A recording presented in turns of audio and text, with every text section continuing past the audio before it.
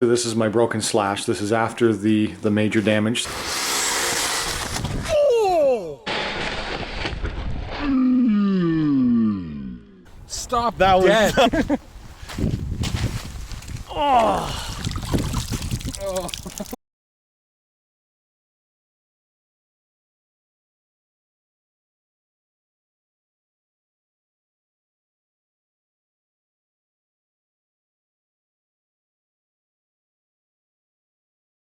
Front bumper, ripped the front bumper, ripped open the main chassis.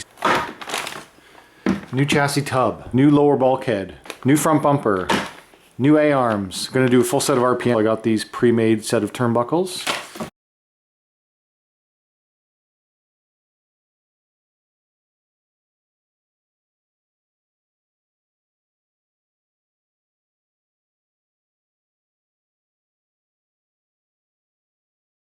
Right, it's about midnight, and here's the current state of my slash.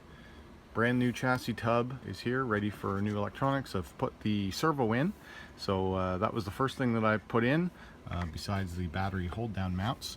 Now this is the receiver box. You do have to take the receiver box off of the chassis in order to get all of your electronics and stuff out.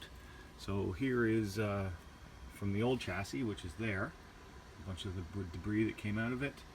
Here's all my electronics all in a pile. Just make sure that you use a double-sided tape to re-stick your receiver down in the bottom of the box, because these new modern Traxxas receivers have what they call TSM, Traxxas Stability Management, and it's basically an accelerometer, and so you don't want your receiver that's sensing how stable the truck is bouncing around in the box. That would give you bad data. Now here's my front and my rear end. The rear end has brand new RPM A-arms. And what else did I have to do with the rear end? That was it, an A-arm. So I did both A-arms while I was in there, and I just, retorqued a bunch of the screws, make sure that all the toe links and stuff are good, and that there's, oh, that was a bad thing to do. This is my beefed up gear. So I run the aluminum bushing, and I use the eRevo HD slipper clutch. It's been a really good setup. Now here's the front end. This one took the brunt of the damage. So what did I have to change on this? New front bulkhead, new front bumper, 2 new front A-arms, 1 new toe link, and one new ball cup end. Oh, and new bell crank bearings. So the whole reason I couldn't fix it on the weekend was because I blew out when I was taking it apart. The front collision was so hard that I blew out a bearing. I didn't have them. They're 5x8 by 2.5. And the other stuff that is rusty and old but still in perfectly working condition, I kept. There's no sense replacing parts just because they look a little dirty, and it's just going to get all dirty again. Alright, so I'm trying to get this done to race tomorrow, which is probably now today because it's just past midnight. So I've got a lot of work to do, but it's a very modular design, so I'm just going to start by putting the electronics back in, and then get the front or the back put on, and then it's done. Alright, it's been an hour since the last update. Most of the electronics are bolted in. I just have to tidy up the wiring. I realized I forgot to move over the Nerf bars, so I do have new Nerfs that I've had for quite a while, so I had to take out all 4 screws from each side and get the new Nerfs ready to put on. But I think I forgot to show you what actually broke on the chassis. So we've got a big split here. Okay, big split there, crack down there, and that's with using the VG Racing chassis brace, which is this blue metal part there. It's a big steel plate that goes from one end to the other. That saved many a chassis. If you have a slash 4x4 with the LCG chassis or a Traxxas Rally, look at VG Racing. They make that little support, fairly lightweight, adds a whole lot of strength.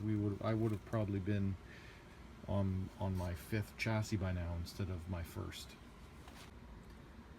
Alright, so it's 1:45 a.m. and this is as far as I have the truck complete. Front end is done. All the wiring is done. Actually, I'm quite pleased with my wiring. I didn't take too long cleaning it up, but by keeping it all fairly together, I was able to make the wiring very clean. The back end is still disconnected. I'm really tired. I have to go to bed. So I'm going to pop the rear end on tomorrow, set the mesh when I'm fresh. That's a good one. Set the mesh when you're fresh. But I just wanted to make sure it actually works. So I actually had enough confidence that the electronics were fine. I didn't see any physical damage, that I just kept trucking along. I got it all buttoned up. Hopefully it's not a bad decision that I spent all this time making it look pretty before even testing that it works. So let me turn on the transmitter.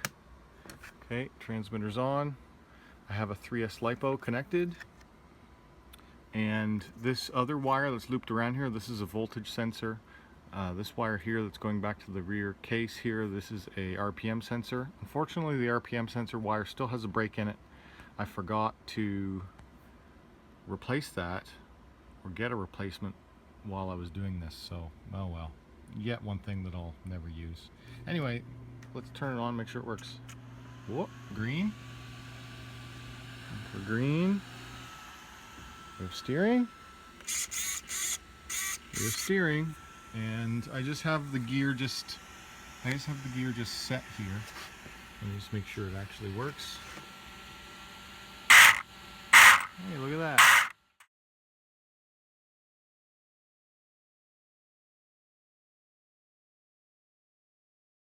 Slash version 2, ready to race. I've got everything installed. I have a slight vibration with my drive shaft, but nothing that I think is bad. Straightened it out best I can. Gonna put my race tires on. I like these, Speed Treads Connect. And get it buttoned up, and then I can take it racing tonight.